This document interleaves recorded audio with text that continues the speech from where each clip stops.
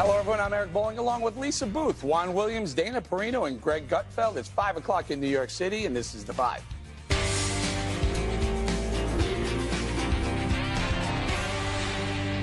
Well, there's a lot of breaking news this afternoon. First, at approximately 1:15 p.m., the New York Times named the two sources that House Intelligence Committee Chairman Devin Nunes has said showed him the evidence that communications from the Trump transition team had been incidentally collected. Fox News has confirmed the sources independently. They are White House staffers at the National Security Council, lawyer Michael Ellis, and Intel Director Ezra Cohen-Watnick. That led to this flurry of activity at Ranking Member Adam Schiff's presser on Capitol Hill. If, in fact, the National Security Council staff that discovered these materials reportedly in the ordinary course of business are the same National Security staff that provided them to the chairman, to be provided to the president, it raised a profound question why they were not directly provided to the White House by the National Security staff and instead were provided through a circuitous route involving the chairman. If that was designed to hide the origin of the materials, that raises profound questions about just what the White House is doing that need to be answered. So to unpack what we have, there are 3 investigations going on over 2 separate topics. First topic, whether or not there was any collusion with the Russians by Team Trump during the election, and the second being, was there surveillance of Team Trump by the intel departments, and if so, who unmasked the names of those being surveilled? Also, very important, was that very unmasking even legal? So much to talk about, so let's jump right in. And Dana, we'll start with you. What was the big information that we got today? Well, I think there's 2, and we're going to get to it a little bit later about the Senate hearing, which I thought was also interesting. In this case, this is another day, yet another story, which actually leads to more questions than answering them. And I go back to the thing, I really think the White House should appoint somebody who is the communications person that is just answering these questions, because if not, they will not be able to talk about anything else. You have a couple of different threads here. I'll just point out 2 of them. So Sean Spicer has not said at the podium who had actually cleared Representative Nunes into the White House, and looked like I know how that goes. Like, you don't even want to ask to find out. And the other thing, the people in the White House should actually try to protect him, because he has to go out there and have to answer all of these questions. The other thing is that Nunes says in one of his interviews that he doesn't think that anybody in the West Wing, even in the House Intelligence Committee, was his general counsel, is actually, his title is special assistant to the president. And maybe his office is actually in the old executive office building, because there's not enough office space there in the West Wing, but he is part of the West Wing staff. The other thing is that now the committee, now the White House says, well, the Democrats of the committee, now they are welcome to come to the White House to see the same information. They could have saved themselves all of this headache by doing that at the very beginning. I just think that they keep creating more problems for themselves by just trying to win a news cycle than just cooperating with the investigation and letting it run its course. Greg, and we're still trying to figure out now, General Flynn, Michael Flynn, was unmasked, right? Yes. Now we're trying to figure out, was he surveilled legally, and was he unmasked legally? And maybe finally, if we have both committees, Senate and House Intel committees, coming to the White House to discuss all the information, maybe we can get some answers to that one as well. This story is a fat man's sweater. You pull one string, and it unravels and unravels and unravels, and we're going to talk about it for the next 4 years. Obviously, you're right. It's not about the incidental collection, but the dissemination. It's one thing for the pharmacist to know what pills you're taking. It's another thing for him to talk about it at a convention of pharmacists in their underground secret lair beneath Walgreens. So that's the problem. But Nunes is somewhat faulted. He has to be faulted for going to the town square first before going to the sheriff, i.e. Sheriff Woody, Adam Schiff. They are dead ringers for each other. I've said it before. But if he'd gone to Adam Schiff maybe before and then gone to the town square, I think it would make a little more sense. Yep. But that's just me. And what do I know? Very little. No, you know a lot. No, I disagree. I disagree with your disagreement. One, Team Trump, they've been surveilled, they've been unmasked, maybe illegally unmasked, they've been accused. Some people would say that in this. You know, I don't even know where to start with you some days. You know, but let me just say. How about I love you? You can start with surveilled, or you can go to unmasked, or accused. Okay, nobody. Devin Nunes doesn't say it was illegal. It was legal surveillance. And if in the course of legal surveillance, they incidentally collected some information or people who were Americans, typically that's supposed to be masked. But it's not a matter of legal or illegal. No, Well, and actually, it could be. but one of them also, but one of the reports, and of course I've not seen the document, so I don't know. Really? Finds out that basically it was Russians talking amongst themselves Correct. about how they were trying to get influence into the Trump team. So they're talking about people that work for President Trump, and they want access to him.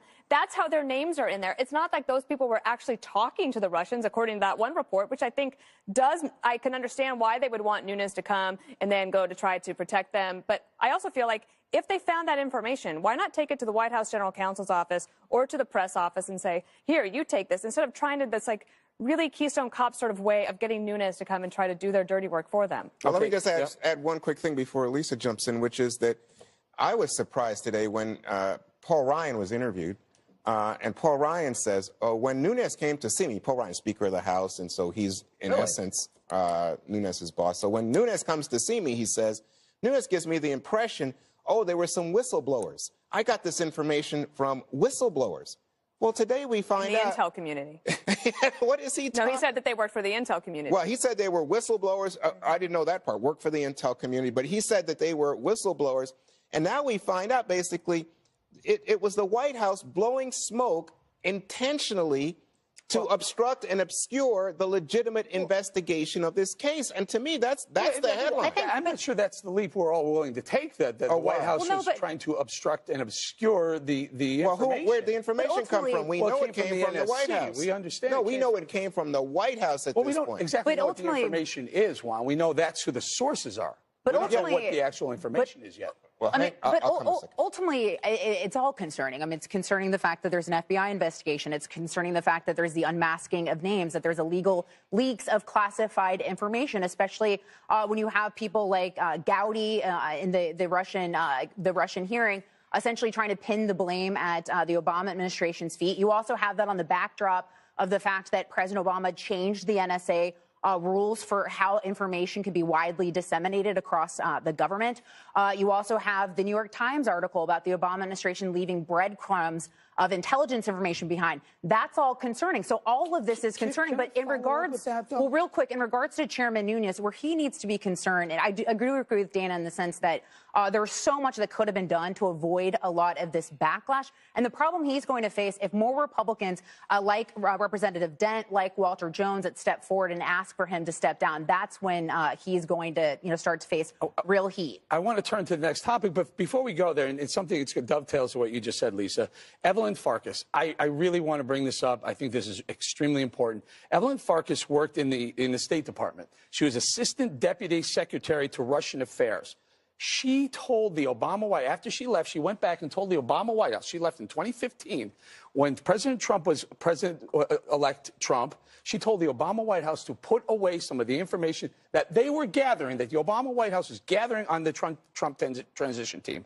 How does a mid-level, not a high level, but a mid-level Assistant Deputy Secretary of Russian Affairs, maybe Dana can answer this, how does she have access to this information, and why should she be advising the current White House, Obama White House, on this? I don't know her at all, and I also know that I thought it was interesting, because I looked into that yesterday. She made those remarks about 6 weeks ago. Yeah, March 2nd. It's not new information. March the actually only new information that we have today is that we actually know that the information and the sources for Representative Nunes came from the White House. That's actually the new development today. Like all the other stuff, the unmasking of Flynn, are still the unanswered questions and still part of the investigation. I don't know how she I will tell you, I'm sorry, Lisa, we want to get this next soundbite because it's on this topic. Hopefully they're going to call some of these witnesses.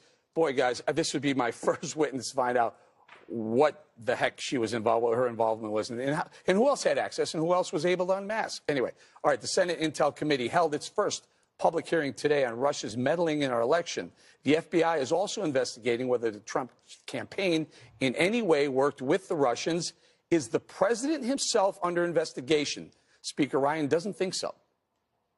I do not believe that that's the case. So if we don't know that, well, do you think I won't speak for the FBI, but I've never seen any suggestion or any evidence that that's the case. I don't believe that he is. So I don't think that he is under investigation. No one has suggested that he is, and not even in a vague way. I don't believe that he is. Our chief intelligence correspondent, Catherine Herridge, just spoke to one of the president's campaign advisors wrapped up in this controversy. Carter Page will be a witness at next week's Senate hearings. Here's a preview of what we can expect to hear. Did you work with the Russians to help the Trump campaign? Absolutely not. I did nothing that could even be possibly viewed as helping them in any way. Did you work with the Russians to hurt the Clinton campaign? Absolutely not. In no way, shape, or form.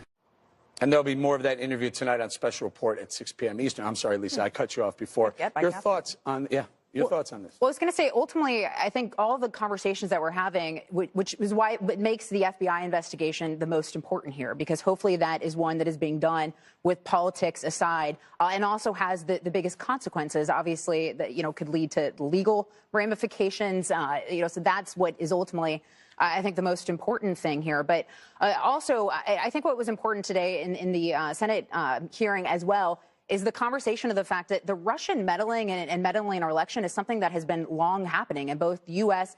And European elections, which is what came up today. We also had Russia not that long ago hack into the Joint Chiefs of Staff. So, this is important, but this is something that we have long been dealing with. You know what struck me, too, was Nunes said he'd never heard of Carter Page. Yep. Or Holy Roger Stone. smokes. And he never heard of Roger investigation. Stone. He never heard of Carter Page. I mean, is that credible?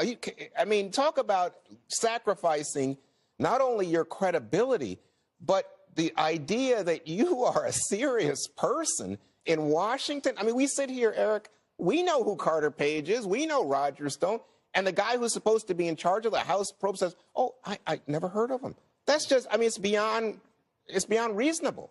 You know what I find interesting with these hearings is how the openness in which the Democrats and Republicans both are so willing to dissect the chilling nature of an adversary, which is something they refuse to do with Islamism. When I'm watching this and I see the interest in Russia, and I understand Russian meddling in our election, it's a bad thing. It's very bad. But it's an easy target to take because it doesn't have with it the baggage of bigotry, that prevents our politicians from saying, no, there's an existential threat that we should be having hearings about every day. It's called Islamism, but we won't do that. And then meanwhile, you see that the left, they're finally up in arms about Soviet but now Russian aggression and intrusion after 4 decades in which tens of millions of people suffered and died at the hands of communism. And here they are upset over spam bots. No, but I don't think we need to wait. I think that both the things you say, I have tremendous fear for us in terms of the terrorists. But let's be clear. There was testimony today. We'll get into it in a moment, Eric said, in terms of the Senate. And one person said, it's very clear. The Russians are trying to encourage a sense of disbelief in democracy. I've said that on this show 5 times. They're trying to take apart the European Union. They're trying to take apart NATO. These are for really decades. Yeah, but I also think it's been intensified to the point that this very week, guess what? They're going after Paul Ryan. Well, wait a minute. They're just trying to foment dissent and discontinue and disrupt. We also do a pretty good job on our own of undermining trust in institutions. Let's stay on these hearings for a second. So, Dana, on one hand, it can be said that Devin Nunes may not have, unveiled some of the information or handled this investigation properly or the way you would like it or we would like it. But Adam Schiff also made some accusations that he had to walk back about having direct evidence versus circumstantial evidence. I do think that there's just such a stark difference between how the House chairman, both the Senate and the Democrat, have handled this and how the senators yesterday, Warner and Burr, handled it. And I actually think I would end the House investigation. I would abandon it. And I would let the senators do the investigation because it seems like that's the serious one that is not tainted. I don't think anybody's going to believe anything that comes out of the House. So let the Senate handle it, let the FBI handle it, and move on from there. With the Senate, the way you described it, I think we would all agree with you. Does that eliminate the need for an independent investigator, given if you are at the White House and you think that is in your best interest, that you don't want a special prosecutor, then yeah, I think it could. I think more and more Republicans are coming to the conclusion we do need a special prosecutor. And I might add, Dick Cheney. Dick Cheney said that, this comes back to what we were just discussing, Greg, that he considers what the Russians did an act of war. No, I'm not saying that what the Russians did was okay. I'm just saying that they are hardwired to take advantage of our vulnerabilities. When our guard goes down, the bear wakes up. So the best outcome for us is to understand that and accept it and move on to the bigger issues, which are terror. That is our existential threat. It's not Russia. I wanted you to save that because we're going to talk more about this in the next block, so you got to come up with more notes. Damn it! Yeah, we'll be right back. You're out of info.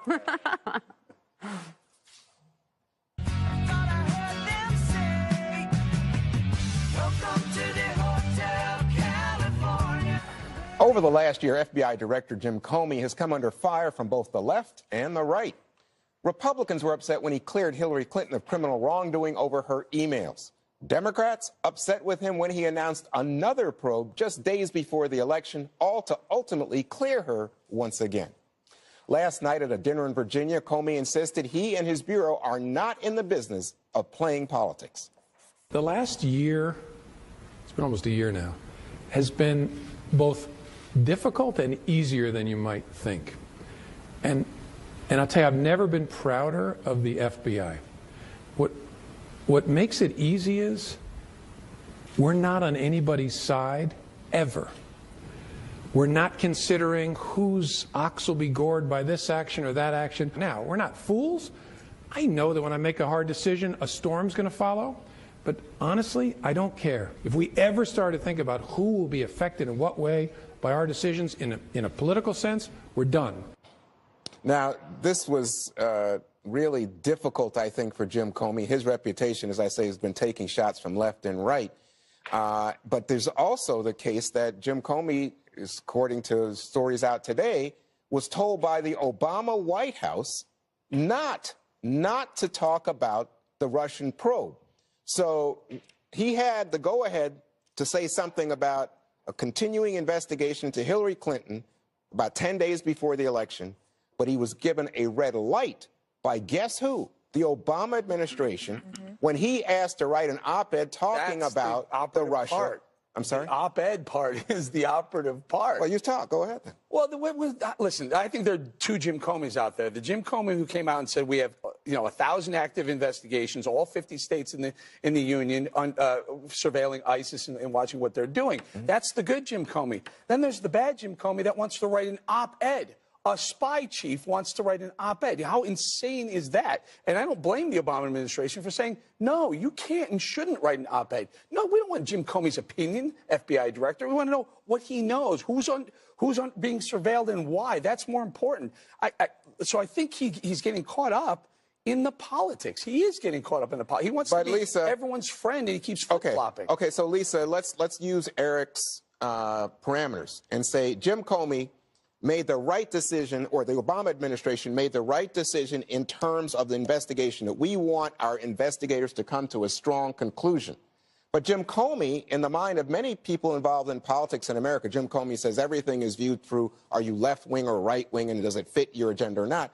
But in terms of politics, he damaged one candidate, Hillary Clinton. Well, I'm not a big fan of parameters, but no, but look, I also think if you're the FBI director, he was set up to be involved in politics from the beginning, because he had a presidential candidate who was under investigation. Now we know that there, were at least 2 investigations involving both candidates.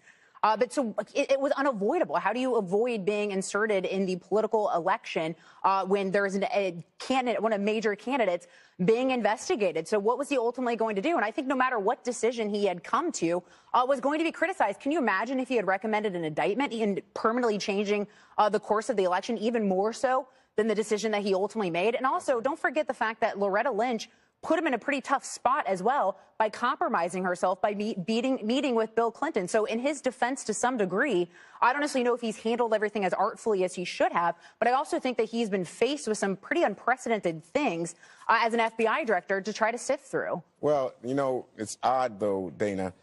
The question is, did he adhere to the standards of the FBI in terms of the investigation, but botch it in terms of the politics? Well, I think he kind of was between a rock and a hard place, but I also understand. I think that the op-ed idea was just the communications vehicle. It wasn't that Jim Comey was like, I want to give my opinion, which we would normally say, but he wanted to have one statement out there that would be something where he wasn't giving an interview where anything could be left to interpretation. So maybe what he should have said is, I think what he wanted to do, he wanted to make it public in some way. And what I understood from the President Obama team, this is going back a couple months now, was that they were concerned that if they actually said that the Russians are trying to help Donald Trump in the election, that it would look like President Obama was trying to help Hillary at Donald Trump's expense. And President Obama didn't want to be that guy. So everybody was caught in a tough decision-making process. Greg? What? Well, first of all, we have news that Eric and President Obama agree on something here. Which is interesting because you know who is behind this collusion, the Russian collusion? President Obama. He shot down the op-ed. Why did he do that? Because the birth of birtherism was Hillary Clinton, and this was his payback. He's the one behind this whole thing. He didn't want Hillary in the White House, so he killed the revelatory information that was going to appear in the op-ed, destroying Hillary's chances, sending her to the woods where she belongs. By the way, Comey, you know, I said this before, Comey is no man's homie. One of my favorite lines. Because 1 minute you think you like the cut of his jib, and the next minute you go, he's a treasonous cat. He's like Metallica. 1 year it's a good album. 2 years later it's a terrible album. Then it's a good album. Or maybe it's like vegetables. Nobody likes it, but somehow it's good for you. So I think, you know, the fact that everybody, right, left, center, gets mad at this guy means that maybe he's kind of good for you. Right. Like a Metallica album. Don't tell the Wall Street Journal. Yeah, Wall Street Journal can't stand him. But I will say this, that, you know what?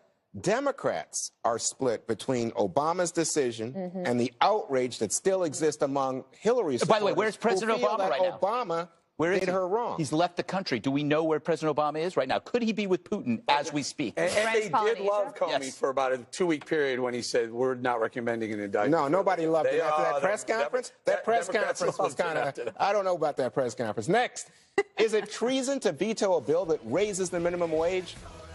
Baltimore's Democratic mayor is being accused of just that, treason, after being persuaded that a hike would hurt low-income workers more than help them. Hear her defend her controversial veto straight ahead.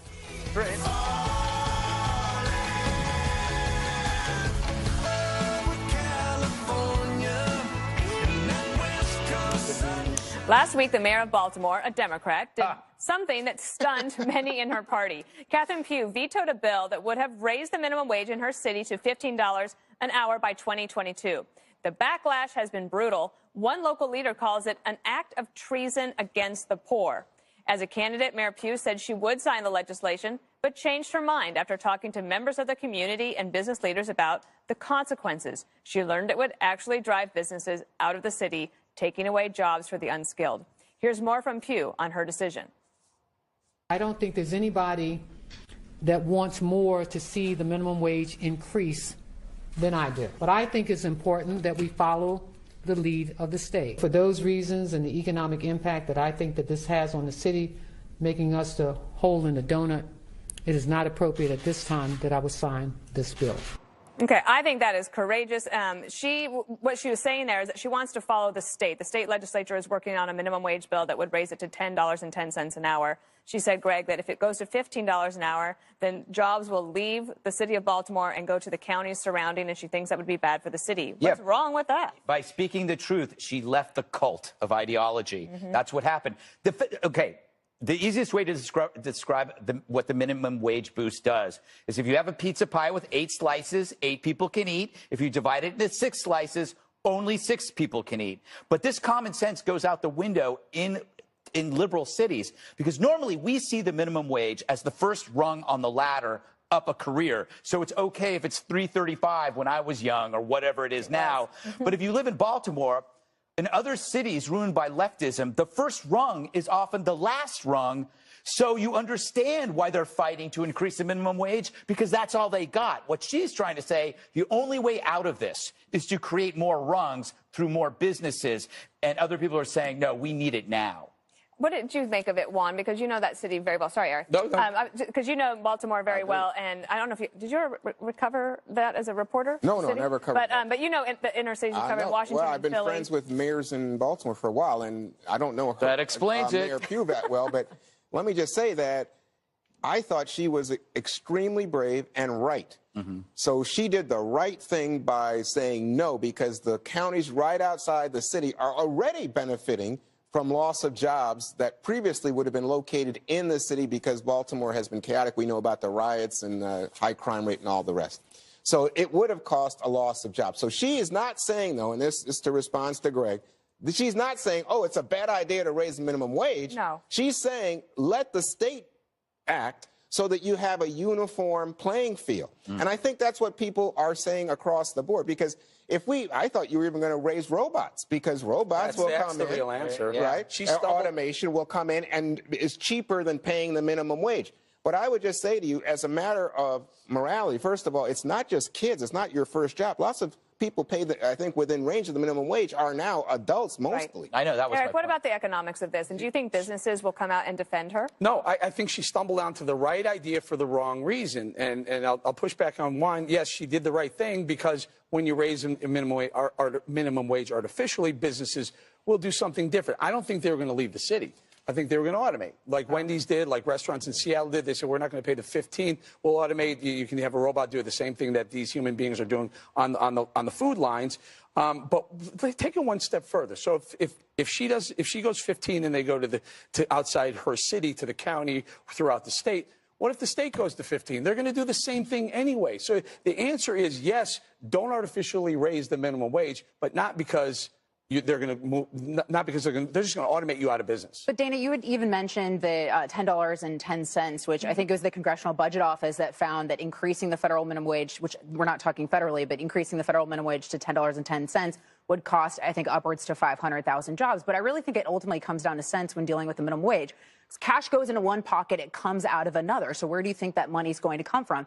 And do you really think employers are going to want to pay someone without a skill set, if it's an entry-level job, or with minimum education, $15 an hour? So as Eric pointed out, what ultimately happens, or at least in the fast food industry, what a lot of them are looking to do is to automate these jobs, because ultimately that's substantially cheaper than bringing in labor that simply doesn't have the skill set to justify paying them $15 an hour. So what do you think is going to happen in these businesses?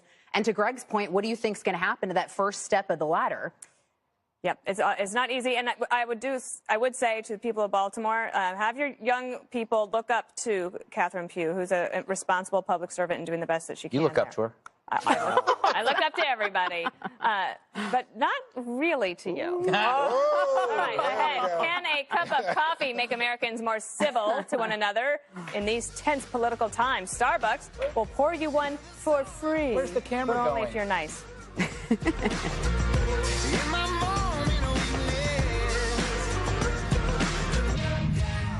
Starbucks is working with a Harvard startup that gives free coffee to people with opposing political views as long as they engage in polite discourse. Essentially, each person gets half a gift card, and then they have to meet up to get the free caffeine. Sounds good to me, but how do you find two sides on campus? Remember, it's only one side of this divide that silences the other. It's not the right who needs a bribe to keep from shouting down historians or beating up professors. And it says something that it's a company pushing this new diversity. I sense the Teachers Lounge would not approve. But I have to say, I applaud Starbucks. This app is apt. The campus is now ground zero for toxic identity politics, which seeks to replace natural human collaboration with regressive vindictiveness. Studies on the brain show how cooperation enhances positive feelings, which then drives collaborative activities like creating companies, cities, civilizations. Human evolution relies on cooperation, which is why identity politics feels so backward. Social justice warriors want to return to the dark ages when you communicated with a club instead of joining one. So perhaps a free cup of joe is one small step against a twisted movement that rolls back progress by pitting us against each other. So try the app, have that coffee, and make one for beer. Civilization may depend on it. Dana, I heard you go. Do you think it's a bad idea? I don't want to talk to anybody. That's true. You are antisocial. I don't want to talk to you run from our fans. No, I'm kidding. I'm joking. But you don't think this is a good idea? I really don't care. No. Honestly, do I think it's a good idea? I think it's unnecessary. Really? Yes, I don't think that people need to talk. I know this. I can't believe that you think this is a good idea. I thought your monologue was going to go in a completely different, Greg Gutfeld direction. Well, I try to be unpredictable, Dana. And also, I love. Are you going to do this? I love. Are you going to make some small talk with someone to get a free cup of coffee? I don't need to. I do that every day. I disagree with everybody.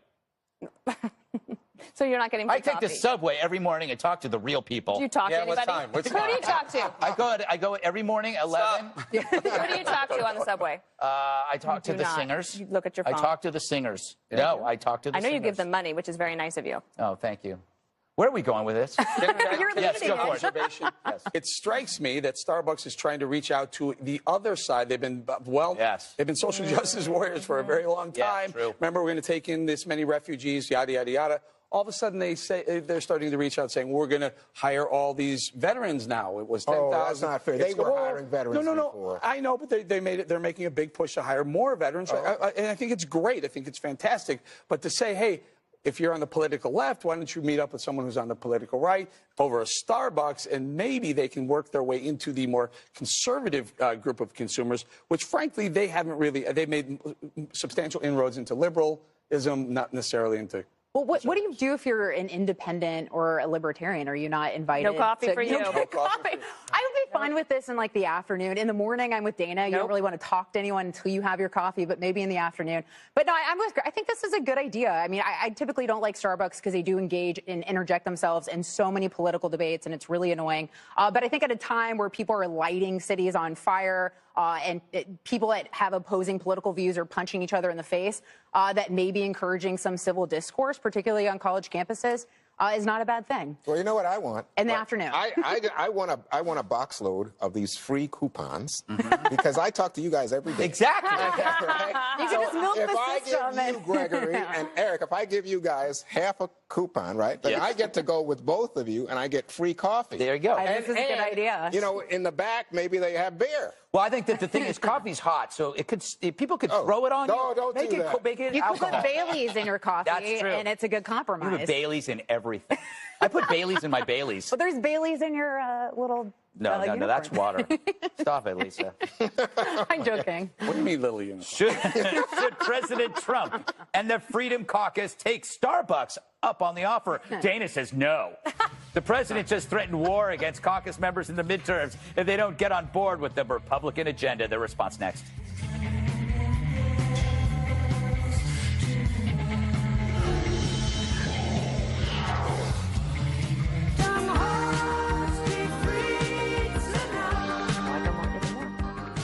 On Friday, the Conservative Freedom Caucus helped Democrats sink President Trump's effort to repeal and replace Obamacare. The president hasn't forgotten, and today he issued a dramatic public warning to the members. He tweeted, "The Freedom Caucus will hurt the entire Republican agenda if they don't get on the team and fast. We must fight them and Dems in 2018. And here's how two caucus members responded earlier today. I'm not here to assign blame to anyone. I'm not here to point to the future. What I'm focused on doing is doing what we told the voters we're going to do. Let's forget the blame and what may happen in the future. Let's just do what we said. And that's what the Freedom Caucus and that's what Republicans are committed to. Most people don't take well to being bullied. It's constructed in 5th grade, but it may allow a child to get his way, but that's not how our government works. Eric, what's your take? So I'm very, very close to these Freedom Caucus. I love these guys. I love what they do with health care because, again, the health care bill helped the very upper echelon of incomes, middle and lower income got hurt into the elections that would have hurt both the House in 2018 and President Trump's reelection bid. However, I will say I think they need to play ball on tax reform, and I think here's why. I think there's going to be, you have both factions, but across the board, upper, middle, and lower income families, households, individuals will do better when we get tax reform. The whole conservative premise is lower taxes, keep more of your own money, it'll create growth, and lives get better. So I think they need to work with the Tuesdays group or the moderates in the House to get that stuff pushed through. And I think they will. By the way, Jim Jordan, next Speaker of the House. Dana, so Eric mentioned tax reform. How does this affect that in trying to get other things done, big things done? I don't know, but I'm going to pop some popcorn and watch it all. This is some hardball politics coming from the White House, and I don't know how these members who are very dedicated to their principles will take to it. If those two that we just heard from are any sign are symbolic of the rest of the group, we could be in for a rocky ride, or this could just be a way of like airing out all the differences and then they come together.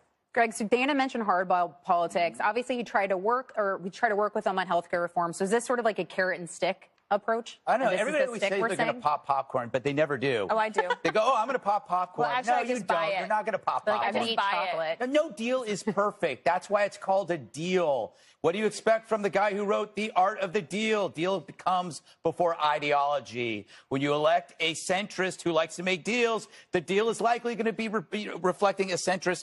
And tribalism like this, it doesn't build anything. Differences are vital, but it's also important to settle them. So I say get together, have some coffee. Starbucks supply the coupons. And popcorn. And popcorn. The president did win by almost double digits in a lot of these districts. Do you think that this is going to have any effect in sort of pushing them in his direction? Well, some of them actually ran ahead of him. True. Yeah, but he is threatening to go and campaign against people who would buck him. So, you know, to my mind, this is really interesting because I believe they were some of his biggest supporters on the campaign trail, right?